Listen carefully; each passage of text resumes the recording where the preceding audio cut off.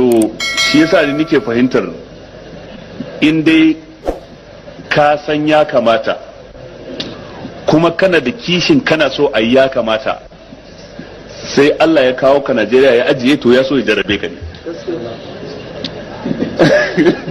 Ubangiji ta Allah so ya jarrabe ka, sai a ce ka a Najeriya kullu kana cikin jan haushi da bakin ciki, sai dai in ba za ka fito daga gidanka ba, sai dai in ba za ka yi ko kasuwa ko ofis ko makaranta ko masallaci za ka je kuwa, don za ga wani ya yi bid'a ka san ya kamata a masallaci, za ga wani ya ƙin ya kamata. In ka je wurin aiki ka san ya kamata, za ga wani ya ƙin ya kamata. In ka je makaranta ka san ya kamata, za ga wani ya ƙin ya kamata. Ko ina ka shiga za ka ga ya kamata an ƙinta kuma kana so a yi, amma in baka san ya kamata ba kai ma sai ka rayu a Najeriya cikin kwanciyar hankali.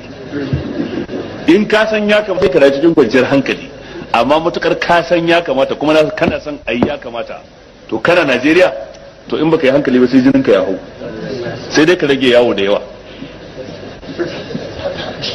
Ka rinka yawan karatun Qur'ani yana dauke maka kewa da zikirin ubangiji da sauran al'amura. Abin da zaka iya kautarwa ka yi magana, wanda ba za ka iya magana ba din sai dai ka ketare ko ka kawar da kai in kaga ana yi, ka ki abin a zuci ka yi ba yadda ka iya.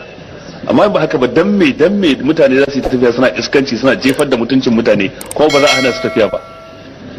Ba daga nan ake tashi ba. Nan a Kano har kwamiti an taba sa wata rana aka sa su Sheikh Isa Waziri, gashi nan da ransa wazirin Kano Sheikh Isa Waziri, su aka sa kwamiti a nan gurin dan a hana karuwai tafiya. Idan aka hana su tafiya nan sai su je su tashi a Lagos ko su tashi a wani gari. Nan sun hana wata karuwa tafiya can wajen gidan zuwa, wata shahararriyar karuwa da ta shahara, sai ta gansu kuma abin nan ta ce malam ga mun zo, ta riga su zuwa mukan ba, ta tashi ta Lagos.